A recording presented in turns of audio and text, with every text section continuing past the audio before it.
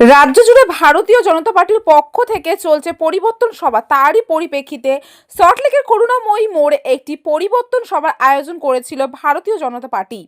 সেখানে প্রধান বক্তা হিসেবে উপস্থিত ছিলেন বিজেপি নেত্রী ও প্রাক্তন সাংসদ লকেট চট্টোপাধ্যায়, বিজেপি নেতা সায়ন্তন বসু সহ বিজেপির অন্যান্য নেতৃবৃন্দরা।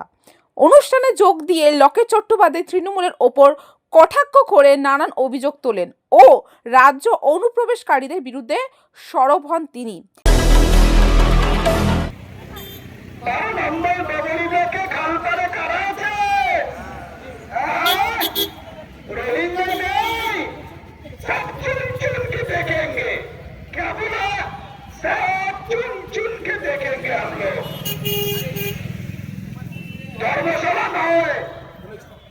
পশ্চিমবঙ্গ আমাদের কর্মশালা নয়, যে কেউ আসবেন থাকবেন চলে যাবেন, হবে না। এসআই নিয়ে বলছেন আত্মহত্যা করছে, হ্যাঁ মিথ্যা কথা বলছেন। 53 জন নাকি মারা গেছে। আরে সাংসারিক কোনো অসুবিধা, কোনো দুর্ঘটনা চাপিয়ে দিচ্ছেন।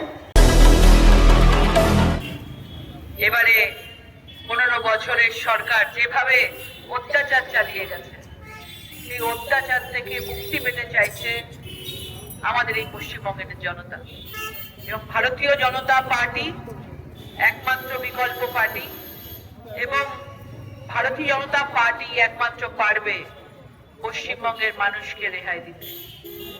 আজকে আমরা 2021-এ 3 থেকে 77 হয়েছি, এবং 2026 আমাদের কাছে পশ্চিমবঙ্গবাসী চোখ দিয়ে আমরা পুরো এই পশ্চিম বাংলা তৃণমূল সরকারের যে অত্যাচার আমরা যা দেখেছি, এবং আমরা শপথ নিয়েছি যে আমরা প্রত্যেকটা কার্যকর্তা তাদের পাশে থেকে, তাদের সাথে থেকে আমরা আগামী দিনে আমরা লড়াই করে এই তৃণমূল সরকারের যে অত্যাচার, যে করাপশন, চারিদিকে সিন্ডিকেট, তোলাবাজি, কাটমানি, আমরা তার থেকে মানুষকে বাঁচাবো।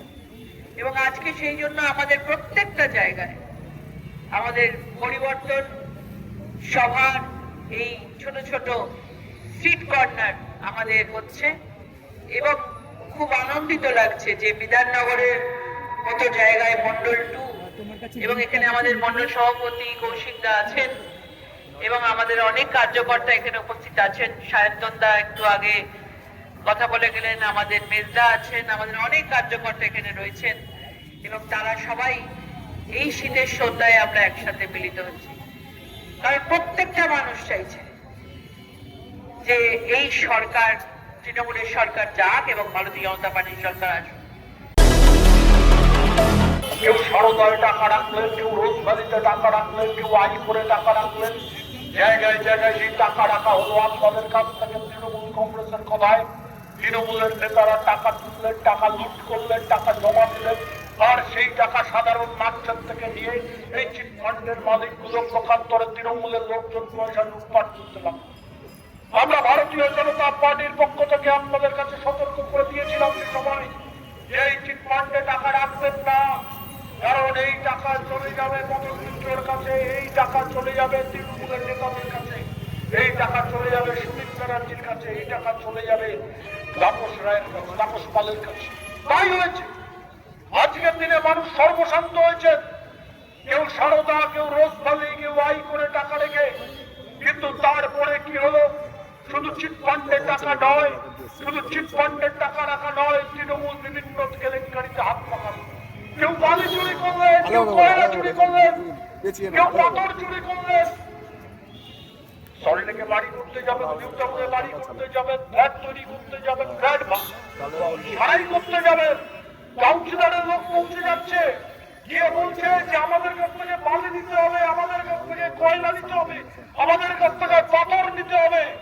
যদি বালি না নিয়েছেন তাহলে কাজ করতে দেব না, যদি পাথর না নিয়েছেন কাজ করতে দেব না। যারা সল্টলেক, নিউটাউন, রাজারহাট তৃণমূলের সিন্ডিকেট চক্র চালু হলো, সেই সিন্ডিকেটের মাধ্যমে মানুষকে প্রতারিত করা, 8 টাকার জিনিস 10 টাকায় বিক্রি করা, এই কাণ্ড তৃণমূলের নেতারা করলেন। মানুষ জানে পর্যন্ত তৃণমূল কি মিথ্যা কথা বলেছে, তাদের সাথে কি বেইমানি করেছে। সুতরাং এই পাঁচালি দিয়ে তারা এই 2026 আর বৈতরণী পাঠাতে পারবে না। আজকে অভিষেক বন্দ্যোপাধ্যায় বলেছেন যদি যেতে তাহলে দুয়ারে রেশন, যদি বিজেপি যেতে তাহলে দুয়ারে ভাষণ। দেখুন, এরা যেভাবে সরকারটাকে চালিয়েছে, এরা চিটিংবাজের সরকার। এরা এত কথা এত কিছু বলেছে, কিচ্ছু করেনি। একটা শিল্প পর্যন্ত আনতে পারেনি, তারা দুয়ারে রেশন দেবে। মানুষকে আজকে দান করে করে মানুষকে চাকরিতে দেয়, 1200 টাকা 1500 টাকা মহিলাদেরকে দিয়ে আজকে তাকে ভাতা দিয়ে সরকার জিততে চাইছে। কিন্তু কোনোদিন এই পশ্চিমবঙ্গের মানুষদের উন্নয়ন করতে চায়নি, উন্নতি করতে চায়নি, মানে নতুন আলো দেখাতে পারেনি, নতুন সূর্য দেখাতে পারেনি। দুয়ারে রেশন, দুয়ারে এইসব বলে এবারে মানুষকে বোকা বানাতে পারবে না। আর সারা দেশে আজকে যেভাবে নরেন্দ্র মোদী যেভাবে সারা দেশে সরকার চালাচ্ছে, অনেক রাজ্যে যে সরকার চালাচ্ছে, আমাদের এই পশ্চিমবঙ্গ থেকে আজাদ অনেক ভালো। ক্যামেরায় বিশ্বজিৎ বিশ্বাসের সাথে আমি রিঙ্কি, নিউজ কলকাতা 24।